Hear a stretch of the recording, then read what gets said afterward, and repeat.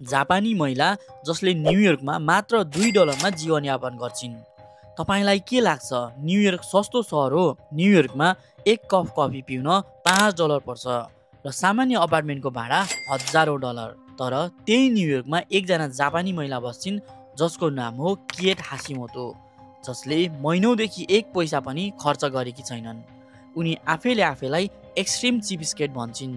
यसको अर्थ हो अत्याधिक कन्जुस मानिस जो पैसा बचाउने नाममा हद नाग्ने व्यवहार गर्छ।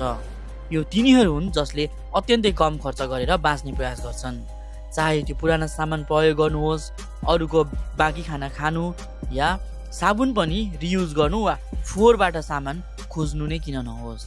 के यो सम्भव छ? सम्भव छ त कसरी? आजको यो भिडियोमा हामी बुझ्नेछौँ कसरी केट हासिमोतोले संसारकै महँगो सहरमा गरिबी र कन्जुसपनमा अचम्मको लाइफस्टाइल अपनाएकी छिन्। उनी किन यस्तो गरिरहेकी छिन् र यसबाट हामीले के सिक्न सक्छौँ? केट हासिमोतो जापानमा जन्मिएकी हुन् जसको जीवनशैली भनेको मिनिमलिजम र कन्जुसपनमा बितेको थियो। उनी पढ्नका लागि अमेरिका गइन् अनि पछि न्युयोर्कमा बस्न थालिन्। तर अन्य अमेरिकनहरू जस्तो महँगो जीवनशैलीको पछाडि नपर्ने उनले एउटा नयाँ सोच अपनाइन्। उनी भन्छन् फर्स्ट क्लास सुविधा मेरो लागि पहिलो प्राथमिकता होइन, जीवन सरल र खुसीपूर्ण हुनुपर्छ।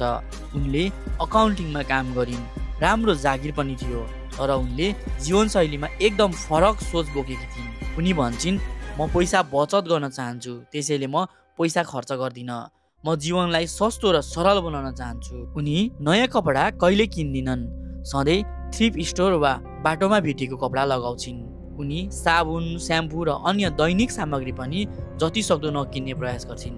होटलबाट ल्याएको वा फ्रीमा पाइने सामान प्रयोग गर्छिन्। उनलाई अपार्टमेन्ट चाहिँ चाहिन्छ, तर फर्निचर भने किन्दिनन्।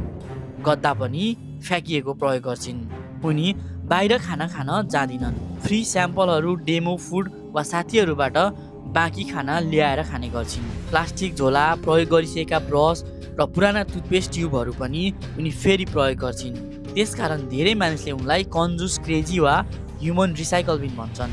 तर उनी भन्छन् साधारण जीवनले मलाई अझ बढी स्वतन्त्रता र खुसी दिन्छ, म भौतिक चिजहरूको पछि दौडिनु आवश्यक ठान्दिनँ। उनको विचार छ कि अधिक भौतिक वस्तुहरूले मात्र तनाव र चिन्ता बढाउँछ, त्यसैले उनले जीवनलाई सरल राख्न चाहन्छन्। केट हासिमोतोको जीवनशैली हाम्रो लागि उपयुक्त नहुन सक्छ, तर उनले सिकाउने कुरा के हो भने सस्तो जीवनशैलीले नकारात्मक होइन स्वतन्त्रता पनि दिन सक्छ।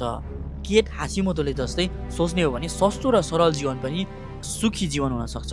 साधारण र कम वस्तुहरूको साथमा हामी खुसी र मानसिक शान्ति प्राप्त गर्न सक्छौँ। अनावश्यक इच्छाहरूलाई बिर्सेर पनि खुसी हुन सक्छौँ। यदि तपाईँलाई केट हासिमोतोको अनौठो जीवनशैली मन पर्यो भने यो भिडियोलाई लाइक, कमेन्ट र सेयर गर्न नबिर्सिनु होला।